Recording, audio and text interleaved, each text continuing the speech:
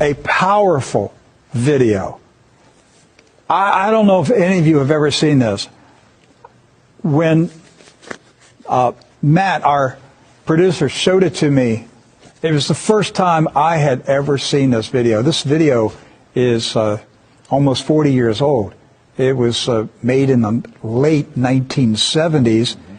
It is a CBS interview with the late Mike Wallace, father of Chris Wallace. All right? And Mike Wallace is Jewish.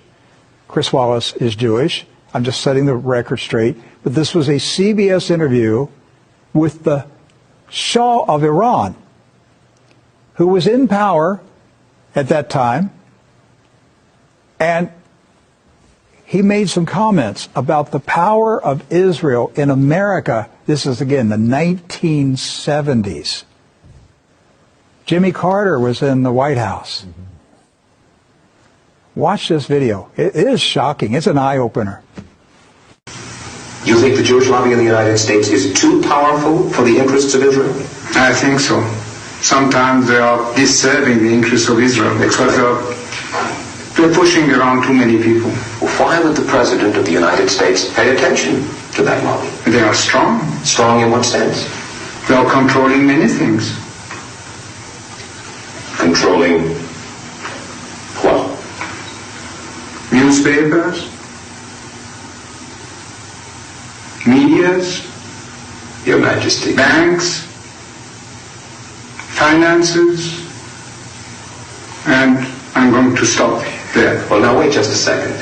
You really do believe that the Jewish community in the United States is that powerful? They make the media reflect their view of foreign policy? Mm-hmm. Yes. They do not report, we do not report honestly? Don't mix things, please. I don't say the media. I say in the media they have people. Not the entire media. Some newspapers will only reflect their views, yes. No. The New York Times, for instance, is owned by the Salzburger family, who are Jewish. Are you suggesting that the New York Times is biased in its treatment of the question of Zionism, Israel's existence, the United States' relationship with the Arab world? I will have to put all the articles of the New York Times written on this subject and draw the conclusion. You can put this to the computer and it will answer you. What you're saying is that, yes, you do believe. Well, let's wait for the answer of the computer. Washington Post? The same. The networks? Less. I must say you are speaking with your characteristic candor. The Shah of Iran, 1976. Did you notice how nervous he was? On CBS News, he was nervous because of what he was saying. Well, what happened to the Shah of Iran? 1979, he was removed. The revolution. What happens when you challenge the regime? They have a revolution. That's what we've been talking about. You go up against the system, you have a revolution. So Iran had a revolution. They had the revolution because of that interview on CBS News.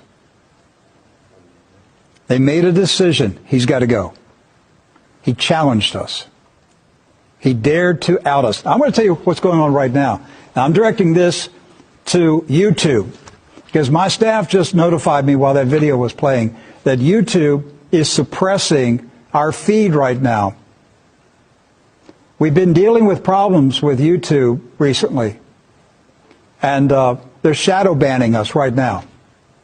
We typically have 1,000 people watching the live feed. Right now we have 12. Okay. Typically we'll have anywhere from 8 to 15, 20,000 people who will watch the video on YouTube after it's posted for a video on demand. We'll see tomorrow what the numbers are. But right now, they are suppressing True News. Who owns YouTube? Do your homework. Find out who owns YouTube. Follow the trail.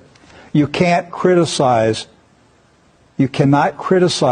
the Zionist beast. You can't do it. That was the Shah of Iran. Where's he at today? Dead. He's dead. And he lost power in less than 3 years after that interview. Yes. And now they're shutting down free speech in America. Soon they will control artificial intelligence. Isn't it interesting that the Shah of Iran told Mike Wallace in 1976, put it in the computer? Had you ever heard of anybody in 1976 say, put it into the computer? See what the computer says?